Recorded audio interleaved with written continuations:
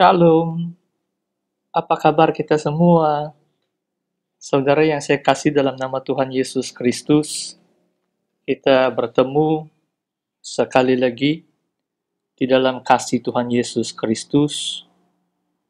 Sungguh pun kita tidak dapat bersemuka di dalam persekutuan jemaah atau persekutuan ibadah kita di gereja. Saya percaya kita tetap bersemangat untuk melaksanakan pertemuan ibadah kita di dalam keluarga. Secara pribadi, kita selalu datang kepada Tuhan dengan penuh kerendahan hati. Saudara, mari kita berdoa. Bapa kami di dalam nama Tuhan Yesus Kristus, Bapa kami bersyukur ya Tuhan, karena pada hari ini Engkau memberi kami kesempatan sekali lagi untuk berdoa, untuk mencari wajah-Mu ya Tuhan, untuk mendengar firman-Mu. Melalui renungan singkat ini ya Tuhan, beri kami pengertian, supaya kami sesungguhnya menangkap isi hati Tuhan, mengenal akan Engkau dengan lebih dekat lagi ya Tuhan. Terima kasih ya Bapa, dalam nama Yesus kami mengucap syukur dan berdoa. Amin. Saudara, petang hari ini saya ingin berbicara tentang dua perkara. Perkara yang pertama adalah tentang tema kita pada suku yang pertama bulan Januari sampai bulan Mac yang lalu, dan juga tema kita untuk suku yang kedua bulan April sampai bulan Jun. Baru 2 minggu yang lalu kita telah merayakan Paskah, dan kalau kita lihat dalam kalender orang Yahudi, di dalam firman Tuhan, setelah perayaan Paskah, perayaan kedua yang utama adalah Pentakosta, yaitu 50 hari setelah Sabat yang pertama, Paskah. Dan menurut kalender kita, perayaan Pentakosta kita akan berlangsung pada 31 Mei, bulan depan ini. Cuma mungkin dalam takwim gereja ada sedikit perubahan. Kita akan merayakan pada 7 hari bulan Jun. Saudara yang saya kasih dalam nama Tuhan Yesus Kristus, itulah sebabnya saya sebagai pastor sidang bersama majelis penetua menentukan tema untuk suku kedua tahun ini yang bertemakan Roh Kudus, kuasa dan karunia-Nya. Kita akan belajar tentang Roh Kudus atau peranan Roh Kudus di dalam hidup kita secara pribadi dan hidup kita di jemaah, dan peranan Roh Kudus di tengah-tengah dunia kita. Apakah peranan Roh Kudus akan bangsa-bangsa ataupun di tengah-tengah dunia kita? Saudara, yang pertama yang saya mau bacakan di sini, Yohanes 20. Cuma sebelum saya membaca Injil Yohanes pasal yang ke-20, saya mau imbas kembali sedikit tentang tema besar kita, suku yang pertama, yaitu menetapkan sasaran dekad 2020. Menetapkan atau mencapai sasaran dekad 2020. Saudara, saya tidak mau kita melupakan perkara ini, karena mungkin kita sedang mengharungi perintah kawalan pergerakan dalam situasi COVID-19 yang melanda negara Malaysia, malah melanda seluruh dunia. Ini pandemik. Saya tidak mau kita lupakan apa yang Tuhan firmankan kepada kita pada suku yang pertama, khususnya sebelum PKP. Adalah penting bahwa kita merancang lebih jauh ke hadapan, karena COVID-19 ini akan berlalu. PKP ini akan ditamatkan. Dan kita tidak mau krisis-krisis ini menjejaskan perancangan kita atau pelaksanaan kita akan apa yang kita percaya Tuhan kehendaki atau rencanakan dalam hidup kita dan dalam hidup kita sebagai jemaat Tuhan, khususnya di gereja SIB Indah Permai.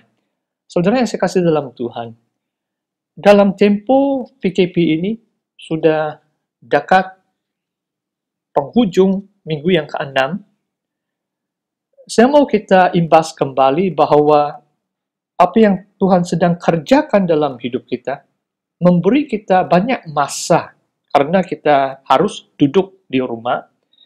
Tuhan memberi kita banyak masa. Kalau kita adalah masih di bangku sekolah, anak-anak kita, tunas remaja khususnya tingkatan 1 sampai tingkatan 6, kita tahu di 2 minggu yang lalu sudah diumumkan UPSR dan PT3 sudah dibatalkan dan peperiksaan SPM dan lain-lain sudah ditangguhkan, mungkin suku yang pertama 2021. Saudara, selagi kita masih ada kesempatan, marilah kita mempergunakan waktu yang ada. Jangan izinkan iblis menipu dengan tipu muslihatnya sehingga kita mengabaikan ataupun melalaikan tanggung jawab kita untuk terus mempergunakan waktu yang Tuhan berikan kepada kita. Kalau masih di alam persekolahan, marilah kita ambil waktu-waktu tertentu setiap hari. Kita revisi pelajaran kita. Kalau dapat belajar online, kita masuk online, belajar. Kita pastikan matematik kita masih tajam. Kita pastikan penguasaan English kita semakin hari semakin meningkat. Inilah kesempatan sebenarnya. Kalau bukan online secara kurikulum yang teratur pun, banyak YouTube. Kalau kita mau belajar bahasa Inggris, banyak cara. Banyak rekaman atau YouTube yang mengajar kita bagaimana menyebut perkataan-perkataan bahasa Inggris dengan tepat, pronunciation, ataupun belajar grammar, atau belajar bagaimana bertutur atau menulis dalam bahasa Inggris. Saudara yang saya kasih dalam Tuhan, saya mau tekankan perkara ini. Kalau kita tidak ambil iktibar untuk memajukan diri, meskipun dalam tempo PKP ini, saya khawatir, saudara, nanti tahun depan atau penghujung dekad 2029 atau sampai 2030, kita tidak ada penghasilan. Jangan lupa, saudara, perumpamaan tentang tuan atau raja yang memberi talenta kepada hamba-hambanya. 2 hambanya yang setia melipat gandakan talenta yang diberikan oleh tuan mereka. Marilah kita melipat gandakan, memajukan diri, melipat gandakan talenta, kemahiran, skill, pengetahuan, supaya tamatnya PKP, kita terus dapat bersaing, kita terus dapat maju, malah kita merancang lebih jauh sampai penghujung dekad 2020 sampai 2030. Saudara yang saya kasih dalam Tuhan, untuk suku yang kedua ini, saya berdoa kita akan diberi kesempatan untuk belajar tentang Roh Kudus. Mari kita membaca dari Injil Yohanes 20 ayat 19. Yohanes 20 ayat 19 sampai 23. Ketika hari sudah malam pada hari pertama minggu itu, berkumpullah murid-murid Yesus di suatu tempat dengan pintu-pintu yang terkunci karena mereka takut kepada orang-orang Yahudi. Pada waktu itu datanglah Yesus dan berdiri di tengah-tengah mereka dan berkata, "Damai sejahtera bagi kamu." Dan sesudah berkata demikian, ia menunjukkan tangannya dan lambungnya kepada mereka. Murid-murid itu bersuka cita ketika mereka melihat Tuhan. Maka kata Yesus sekali lagi, "Damai sejahtera bagi kamu. Sama seperti Bapa mengutus aku, demikian juga sekarang aku mengutus kamu." Dan sesudah berkata demikian, ia mengembusi mereka dan berkata, "Terimalah Roh Kudus. Jikalau kamu mengampuni dosa, dosanya diampuni. Dan jikalau kamu menyatakan dosa orang tetap ada, dosanya tetap ada." Saudara yang saya kasih dalam Tuhan, waktu hari pertama setelah Yesus telah bangkit pada malam harinya, Yesus tiba-tiba datang di tengah-tengah muridnya. Dan dia membuktikan kebangkitannya dengan menunjukkan tangannya dan lambungnya yang dipaku di atas kayu salib, tetapi sekarang dia sudah bangkit dalam tubuh kemuliaannya. Dan murid-murid Tuhan bersukacita karena mereka melihat Yesus. Apa kata Yesus kepada mereka? Sebenarnya 2 kali di sini adalah damai sejahtera bagi kamu, ayat 19 dan juga ayat 21. Dan apa yang Yesus lakukan untuk murid-muridnya, ia menghembusi mereka dan berkata, "Terimalah Roh Kudus." Saudara, saya mau katakan ini, saudara. Kematian dan kebangkitan Yesus memungkinkan orang percaya menerima Roh Kudus. Saya ulangi, saudara. Kematian dan kebangkitan Yesus Kristus memungkinkan orang yang percaya untuk menerima Roh Kudus. Inilah janji Bapa. Bila seorang itu percaya kepada Yesus yang telah mati dan bangkit, Bapa akan memberikan atau mencurahkan roh-Nya kepada orang itu. Dan di sini di kalangan murid-murid pertama Yesus, Yesus menghembusi mereka dan berkata, "Terimalah Roh Kudus." Maka Roh Kudus turun atas mereka ataupun memenuhi. Mungkin di sini hanya di kalangan 10 murid karena Yudas tidak ada dan Thomas pun kemudian baru melihat Tuhan Yesus. Jadi di kalangan 10 murid-muridnya, mereka menerima hembusan nafas Tuhan dan mereka menerima Roh Kudus. Saudara yang saya kasih dalam Tuhan, apakah kaitan Roh Kudus dengan damai sejahtera?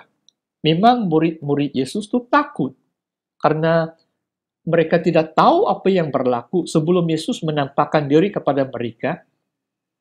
Mereka belum begitu yakin bahwa Yesus telah bangkit. Walaupun ada laporan bahwa kubur itu sudah kosong, batu itu sudah digulingkan, tetapi belum ada kepastian, belum ada bukti. Tiba-tiba Yesus berdiri di tengah-tengah mereka dan menampakkan diri kepada mereka.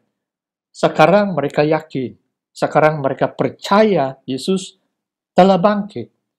Memang mungkin kalimat damai sejahtera bagi kamu itu hanya untuk menenangkan hati murid-muridnya supaya mereka tidak takut atau dalam keadaan ketakutan, tetapi peranan atau Roh Kudus ini yang Tuhan hembusi atas murid-muridnya memberi kepada mereka damai sejahtera. Saudara, perkara yang pertama tentang pekerjaan Roh Kudus adalah memberi setiap kita yang menerima roh dari Tuhan, setiap kita akan mengalami damai sejahtera. Kalau kita lihat ayat 23, orang yang menerima Roh Kudus itu, mereka tahu Yesus telah mati bagi dosa mereka. Mereka tahu bahwa mereka diperdamaikan dengan Allah. Mereka diterima. Malah mereka sudah dilahirkan sebagai anak-anak Tuhan. Dan mereka memiliki damai sejahtera. Saudara, selagi orang itu belum diampuni dosa mereka, tidak mungkin orang-orang yang belum merasakan pengampunan Tuhan itu mengalami damai sejahtera. Karena mereka masih rasa bersalah, mereka masih hati nurani mereka menuduh atau mendakwa mereka. Tidak ada manusia yang bersih di hadapan Tuhan, kecuali anugerah Tuhan yang menyelamatkan orang itu dengan mengampuni dosa atau pelanggaran dosa mereka, sehingga membersihkan hati nurani mereka, dan mereka merasakan damai sejahtera. Mereka tidak lagi berada dalam keadaan takut dengan ilahi. Mereka berani menghadap Allah.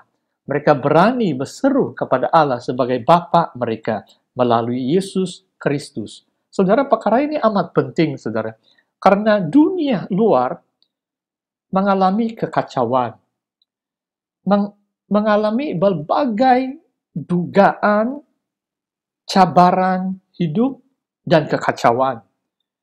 Tanpa dunia mengenal akan Tuhan Yesus Kristus dan diperdamaikan dengan Bapa, tidak mungkin dunia akan menikmati damai sejahtera yang hanya Tuhan Yesus dapat berikan kepada setiap orang yang percaya kepadanya. Saudara, saya mau bertanya, adakah saudara dan saudari mengalami damai sejahtera itu? Mungkin saya beri satu contoh. Saya bukan katakan bahwa mungkin semua manusia adalah sama. Tapi bagi saya ada seorang teman yang beberapa kali minta kepada saya atau memohon kepada saya. Dia bilang, Tony, tolong doakan saya, please pray for me. Kenapa? Saya susah mau tidur. Saya sukar sekali untuk tidur. Mungkin ada insomnia. Maksudnya adalah susah mau terlelap matanya. Dia susah mau tidur. Jadi mungkin saya coba memberi dia counseling atau nasihat, dan saya bicara kepada dia, adakah kamu mengalami damai sejahtera yang Yesus janjikan kepada kita? Kadang-kadang mungkin karena dalam pekerjaannya, dalam perniagaan, atau kerjanya, dia mengalami banyak cabaran. Kadang-kadang dia bawa masalah pekerjaan dia sampai di rumah, sampai tengah malam dia masih pikir tentang isu-isu tentang pekerjaan atau tekanan-tekanan tertentu, pressure atau stres, macam-macam ada di dunia ini. Dan dia tidak dapat melelapkan matanya. Saudara, saya percaya orang yang kenal Tuhan Yesus, orang yang sudah terima Roh Kudus, kesan yang pertama adalah dia merasakan aman, dia merasakan damai sejahtera yang Tuhan Yesus berikan kepada kita yang percaya kepadanya. Saudara, yang kedua di sini, saudara, adalah ayat 21. Bagi kita yang sudah mengalami damai sejahtera, kita rasa Tuhan telah mengampuni dosa kita. Tuhan ada satu misi buat kita. Tuhan ada satu pekerjaan bagi kita. Tuhan mau kita melayani Dia. Tuhan ada misi bagi setiap kita. Apakah misi kita? Saya mau bacakan kalimat yang kedua dari ayat yang ke-21. Sama seperti Bapa mengutus aku, demikian juga sekarang aku mengutus kamu. Dan sesudah berkata demikian, ia mengembusi mereka dan berkata, terimalah Roh Kudus, jikalau kamu mengampuni dosa orang, dosanya diampuni. Dan jikalau kamu menyatakan dosa orang tetap ada, dosanya tetap ada. Saudara yang saya kasih dalam Tuhan, misi kita adalah memberitakan Injil Tuhan.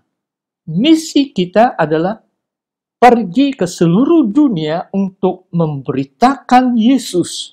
Misi saudara dan saya adalah diutus Tuhan ke dalam dunia ini untuk memberitakan Injil, dan melalui Injil Tuhan, dosa manusia diampuni oleh Bapa. Saudara, mari kita lihat ayat ini, saudara. Sama seperti Bapa mengutus aku. Maksudnya di sini, saudara, misi kita ini selaras dengan misi Tuhan. Malah kita selaku murid-muridnya menyambung pekerjaan Tuhan 2000 tahun yang lalu.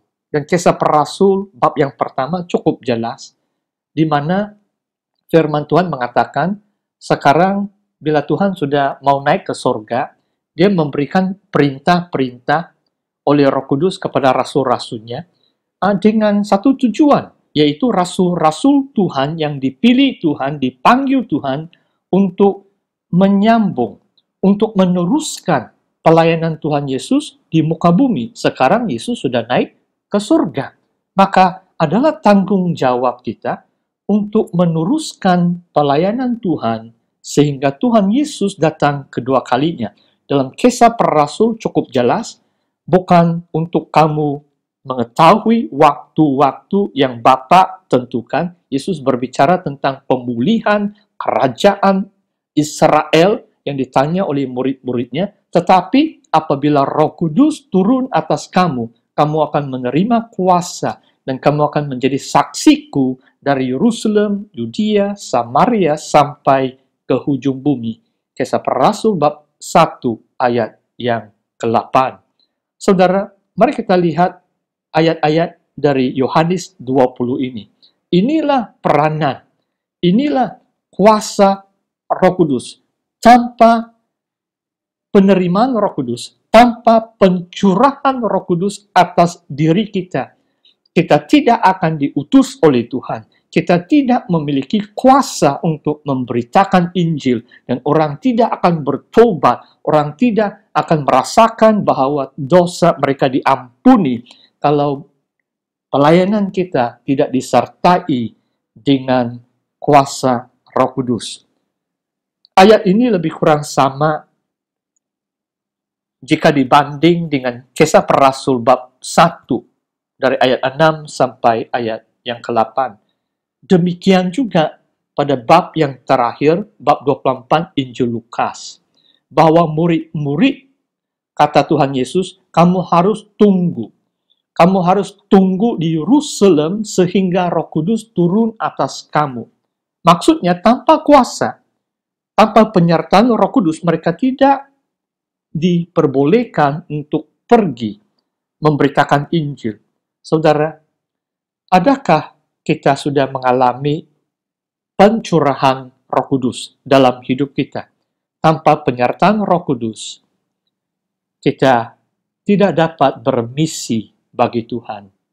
Tuhan tidak akan mengutus siapapun tanpa dia terlebih dahulu mengurapinya atau menghembusinya dengan kuasa rohnya, yaitu Roh Kudus. Saudara, hal ini, this is not just urgent, but it is the ultimate question in life. It is the ultimate existential question in life. Apakah maksud, maafkan pastor karena menggunakan bahasa Inggris, karena memang bahasa Inggris merupakan bahasa pertama saya. Cuma yang saya mau katakan di sini adalah, kenapa hal ini begitu mustahak? Sebab, tanpa pemberitaan Injil, manusia tidak akan dapat diampuni dosanya. Manusia yang berdosa tidak mungkin mengalami damai sejahtera yang Tuhan berikan kepadanya tanpa pengampunan yang dia terima melalui iman percaya kepada Yesus. Itulah sebabnya pemberitaan Injil itu begitu penting, supaya orang yang mendengar Yesus akan percaya. Roma 10 katakan bagaimana mungkin orang boleh percaya kalau tidak ada orang memberitakannya. Wah saudara, inilah tanggung jawab kita. Cuma saudara, perhatikan di sini bahwa Roh Kudus harus turun atas umatnya terlebih dahulu, seperti dalam Kisah Para Rasul juga pada hari Pentakosta yang pertama 2000 tahun yang lalu. Sekali lagi Roh Kudus turun. Kali ini bukan hanya 10 murid-murid pertama Yesus Kristus seperti yang dalam Yohanes 20, tetapi 120 murid-murid Yesus Kristus yang berkumpul di sebuah rumah dekat Bait Suci Allah. Dan bila mereka dipenuhi Roh Kudus, maka tampillah Petrus berkhotbah untuk kali pertamanya. Dan melalui khotbah Petrus yang pertama, 3.000 jiwa bertobat. Kenapa, saudara? Sebab Petrus dan 119 murid-murid yang lain sudah menerima Roh Kudus. Wah, saudara. Kadang-kadang orang katakan Kisah Para Rasul ini mungkin tajuk yang lebih sesuai adalah Kisah Roh Kudus. Saya tidak tahu pandangan saudara. Cuma bagi saya, kita terima sejak tajuk buku dalam kitab-kitab perjanjian baru kita, termasuk kitab-kitab perjanjian lama, ada tradisi di sebaliknya. Kenapa Kisah Para Rasul disebut sebagai Kisah Para Rasul, or the Acts of the Apostles dalam bahasa Inggris? Saudara, karena Tuhan memilih manusia. Roh Kudus tidak bekerja tanpa melalui manusia. Dalam prolog Injil Yohanes, Yohanes Pembaptis 2 kali disebut dalam 14 ayat yang pertama dalam Injil Yohanes. Yohanes Pembaptis disebut 2 kali sebagai saksi terang itu. Dia harus bersaksi, manusia harus bersaksi kepada terang itu, yaitu Yesus Kristus. Tanpa kesaksian manusia, tidak ada orang lain dapat percaya.